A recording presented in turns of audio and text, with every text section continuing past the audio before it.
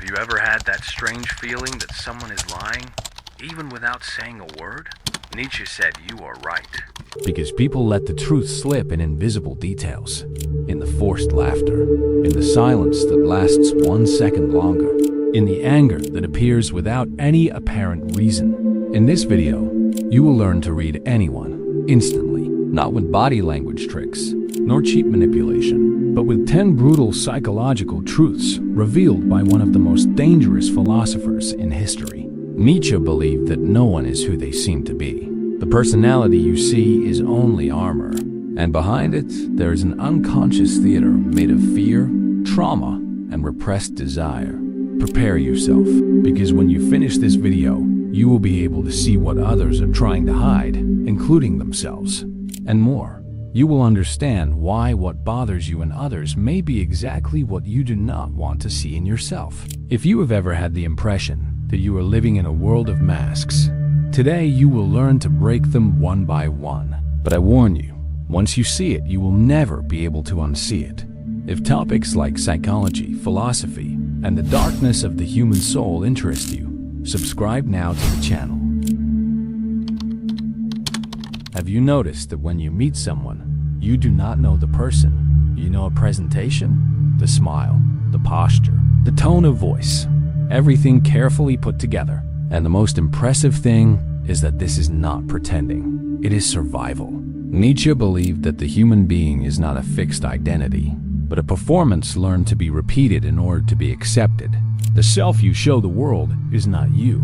It is the mask the world taught you to wear. Since childhood, you quickly understood that certain parts of you were applauded, while others were punished. So you hid them and created a socially safe version of yourself, an armor that looks like personality. Nietzsche said, "Every deep spirit needs a mask."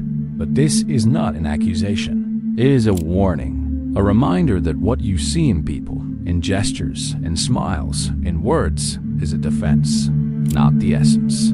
Kindness can hide fear of rejection. Exaggerated confidence can hide insecurity. Unshakable calm can hide deep despair. The problem is that, over time, even those who wear the mask forget they are wearing it and begin to believe that this is who they really are.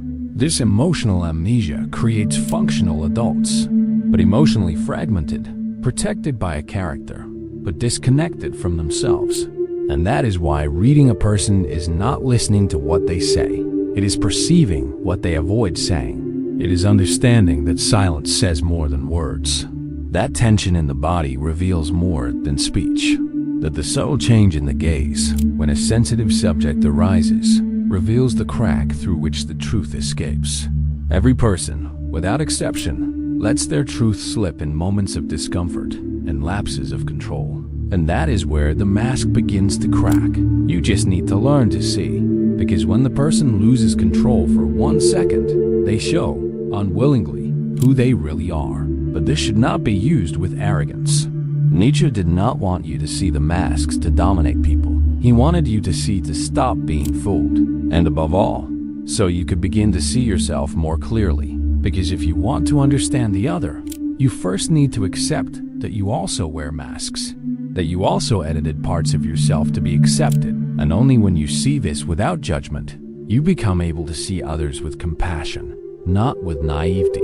Reading a person is, above all, looking inward and realizing that behind every mask there is always a soul wanting to survive.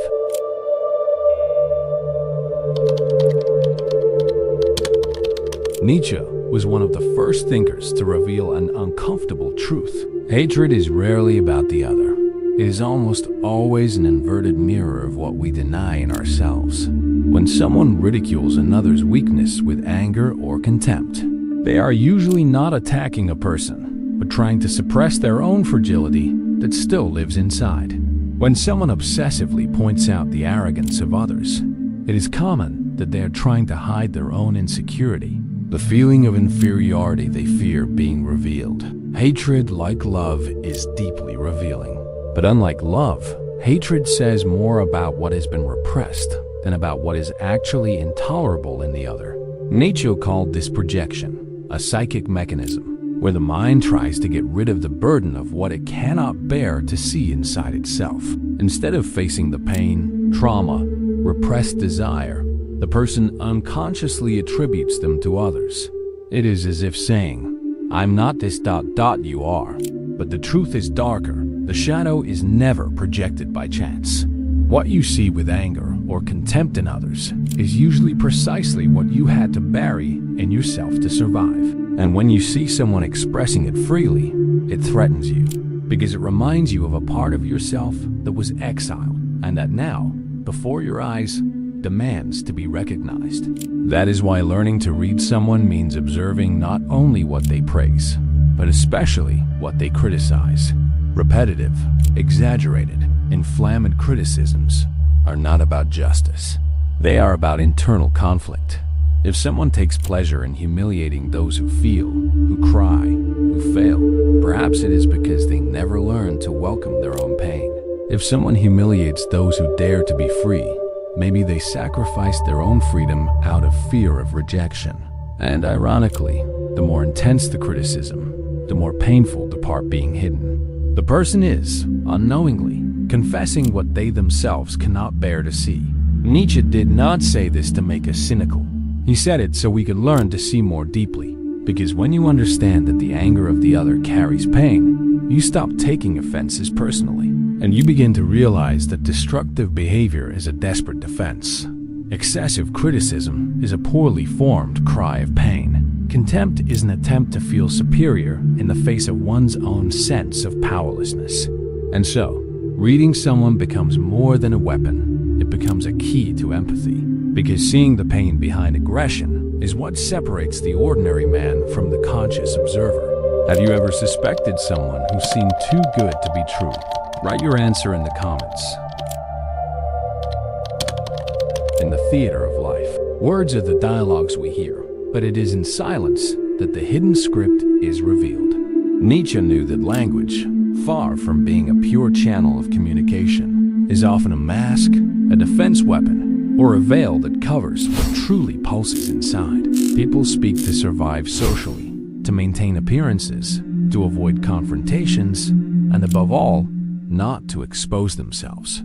It is in silence, in the tense pause, in the diverted gaze, in the evasive answer, that masks falter, letting slip fragments of what the person truly feels, thinks, or fears. When someone hesitates before responding, when they abruptly change the subject, or when they reply with answers that are too short, there is a flight from vulnerability. Silence, in these moments, is not emptiness. It is a secret language. It is the voice of that which cannot be said without causing pain, shame, or fear. Nietzsche saw this silence as a buried scream, a silent warning of what is hidden and protected at all costs. And paradoxically, the more a person tries to control what they reveal in words, the more their body and their silence betray what is really happening beneath the surface. Learning to read silence is therefore an exercise in sensitivity and patience. It is realizing that the absence of speech is not the absence of communication, quite the opposite. It is where the deepest emotions and the most intimate truths manifest. Silence is the language of the soul in its purest form, the one that cannot be completely disguised or manipulated. It is in this space between words that the cracks of personality are found, the doubts no one dares to admit, and the secrets no one dares to tell. Silence is an invitation to listen beyond the obvious. Therefore, when you want to read someone, do not seek only what is said. Seek what is avoided. Pay attention to the emptiness that fills the pauses, to the expressions that contradict the words, to the discomfort that precedes the silence. Nietzsche teaches us that behind every silence, there is a truth about to emerge, a protected vulnerability, a hidden desire. And by learning to listen to silence, you not only understand the other better, you get closer to their deepest essence, that which is not said, but that defines who we really are. Nietzsche was always suspicious of shouted virtues. For him, when someone tries too hard to appear pure, just, or morally superior, it is because they are trying to hide something, mainly from themselves. True virtue is silent, discreet, without the need for spotlights. Exaggerated, performed virtue is often just a polished mask covering a hidden vanity, the will to power disguised as humility. The greater the effort to seem good, the stronger is usually the secret desire to be admired, followed, revered. Those who constantly correct others, preach morality loudly, or publicly demonstrate how good they are often feeding a hungry ego. Nietzsche saw this as a subtle form of domination, superiority disguised as kindness.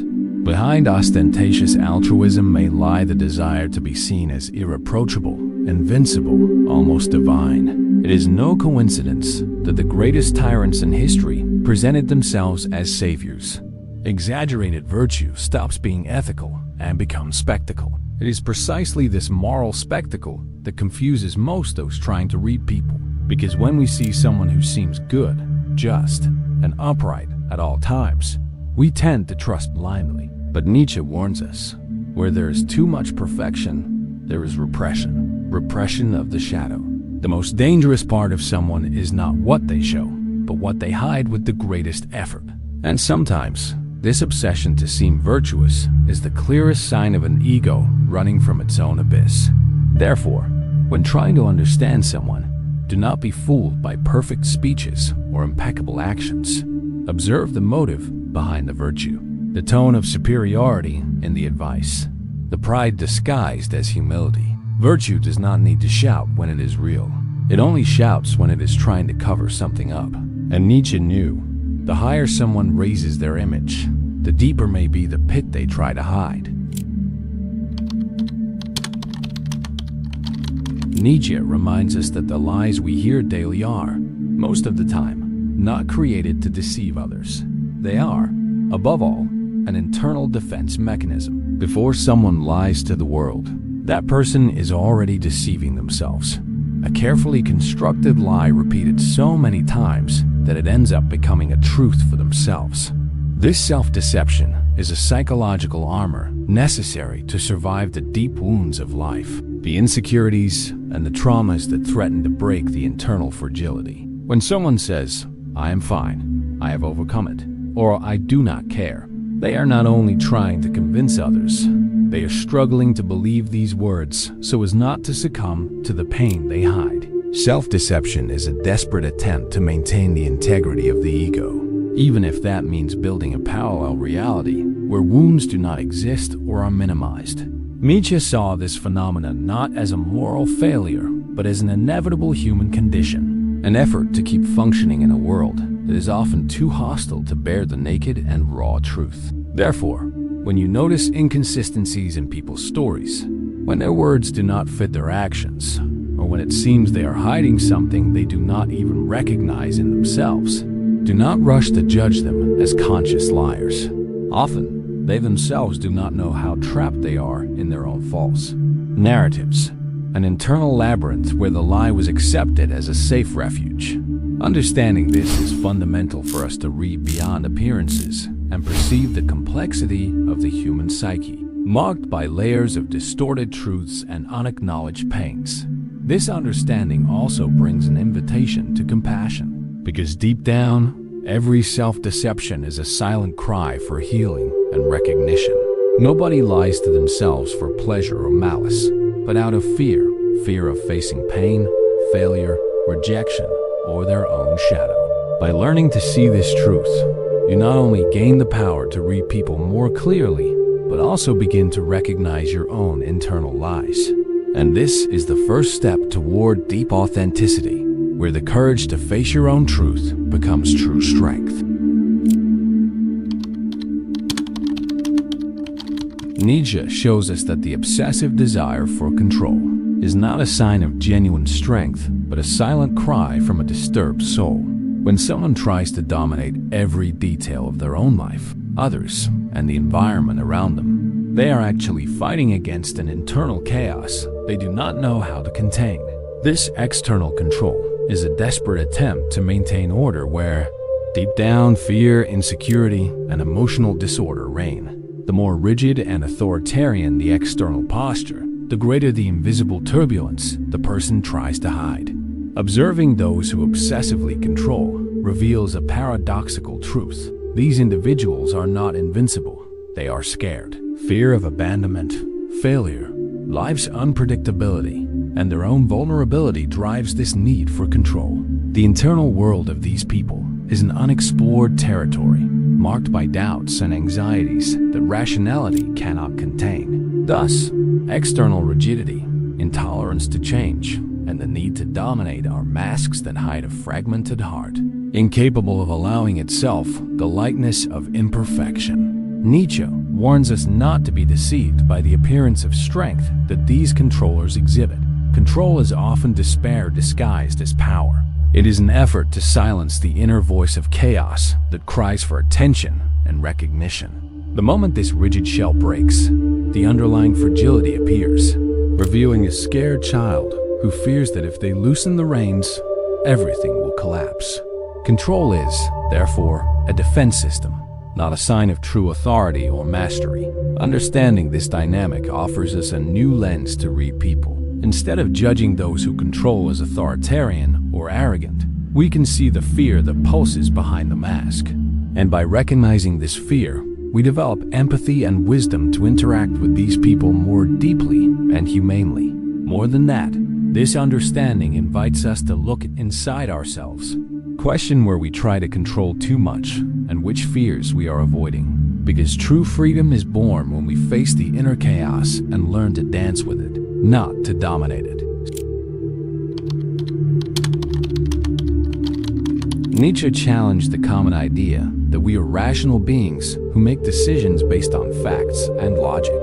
For him, behind every action, every opinion, and every behavior, there is an emotional wound, an invisible pain that shapes our inner world and consequently our way of acting.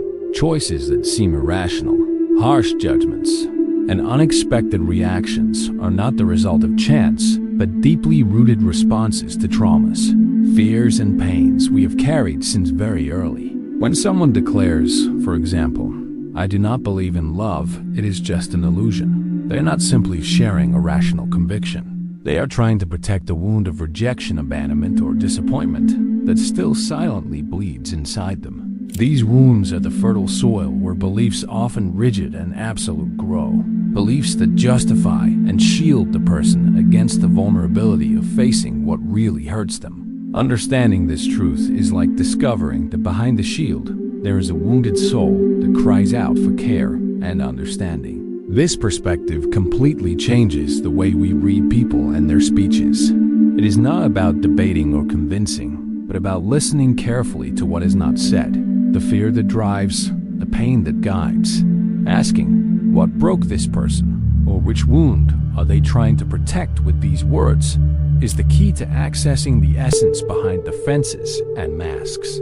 When we understand that arguments are actually emotional shields, we stop reacting with hostility and start responding with empathy and patience.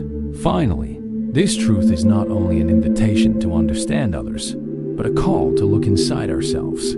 How many of our own logics are actually attempts to protect wounds we have not yet healed? Nietzsche challenges us to face our deepest pains so that finally we can act not from reflexes of fear, but from the courage to be authentic. And it is on this path, from the awareness of the wound to overcoming it, that we find true strength and inner freedom. Nietzsche teaches us that true power does not manifest in the ability to dominate or subjugate others, but in the ability to recognize and embrace weakness, both one's own and others. Observing how a person reacts to vulnerability is a mirror reflecting their real character. Those who mock, reject, or punish weakness are actually trapped by their own fear and insecurity. Their power is fragile because it relies on control and rejection of what they consider imperfect. On the other hand, true strength lies in restraint, compassionate silence, and patience in the face of fragility. People who do not need to prove their superiority, who remain firm even when confronted with others. Pain demonstrate an inner power that does not fade with confrontation. They understand that vulnerability is not a sign of weakness, but an essential aspect of the human condition that deserves respect and care. This acceptance is what differentiates genuine strength from mere appearance of authority. Nietzsche believed that those who treat weakness with compassion are not only showing kindness but revealing deep emotional maturity. This maturity allows the individual to be a safe harbor for themselves and others, a place where wounds can be exposed without fear of judgment. Instead of using others' weakness to exert power, this person recognizes it as an inevitable part of being, showing that true power is born from empathy and authentic connection. Therefore, if you really want to read someone, observe how they react when confronted with weakness, their own or others. This reaction is a window to the soul, a clear demonstration of where their real power lies. And by learning this lesson, you also open yourself to developing that inner strength that transcends domination and finds its foundation in deep understanding and acceptance of human imperfection.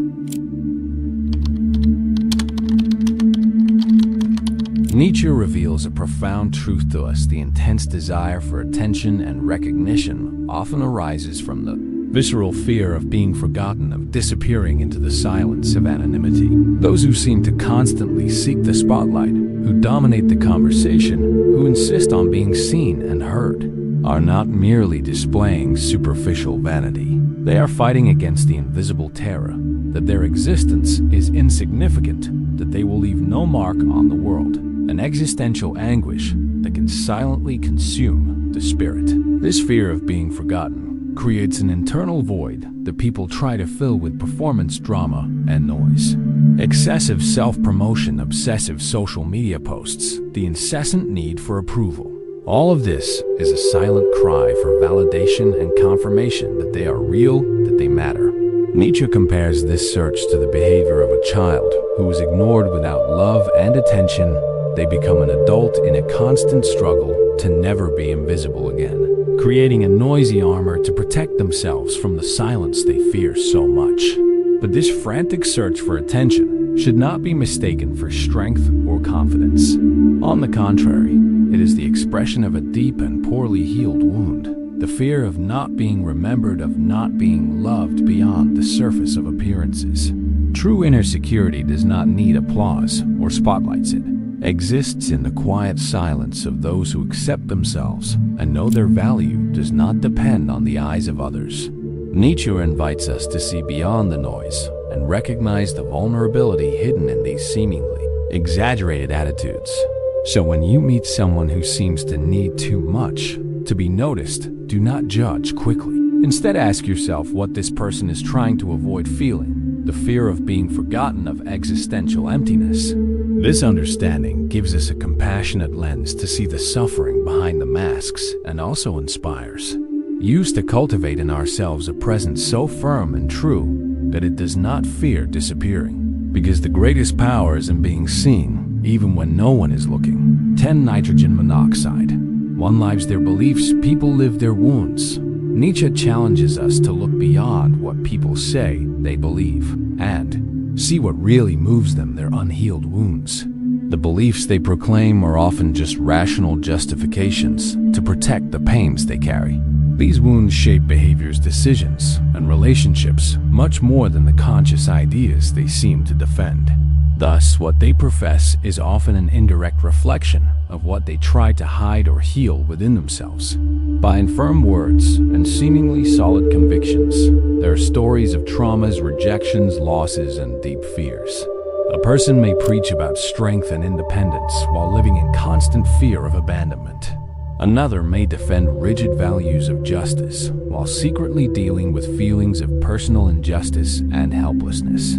These wounds are the true drivers of human behavior, revealing that our actions are essentially emotional responses before they are rational choices.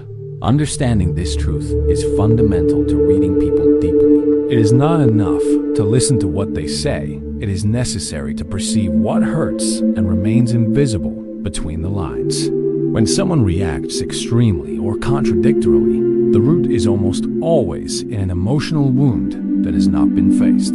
The shadow they carry projects patterns and repetitions that we often confuse with simple flaws or personality traits, but which are actually a map of their inner history. Finally, this truth also invites self-reflection. How many times do we act, not according to who we really are, but as automatic responses to our own wounds? Nietzsche calls us to the courage to face this pain, unmask our own patterns, and seek an authenticity that goes beyond superficial beliefs. Only then can we transcend our wounds and begin to live not from what hurt us, but from what we truly choose to be. Reaching this point means you have already begun to see beyond masks, empty words, and rehearsed gestures. Nietzsche did not want you to simply read people to manipulate or judge, but to understand what is really hidden beneath the surface. The wounds, fears, and needs we all carry. This deep vision transforms not only your relationship with others, but also with yourself, opening the way for an authenticity and inner strength that no one can take away. If this video moves something inside you, if you felt these truths resonating, do not forget to subscribe to the channel. Here we will continue to unravel the mysteries of the human mind, soul, and deep psychology behind behavior. You will not want to miss the next videos, which will go even deeper into these truths and reveal how to apply this knowledge to transform your life and relationships. Some think this was the end, but beware, the war is not over yet. There are still things left unsaid. These two videos in front of you are not here by chance. And what if everything you believe about yourself is just a reflection of someone else's gaze? Click now on one of the videos beside and start breaking that mirror. You will have to risk the click, so which one will you choose?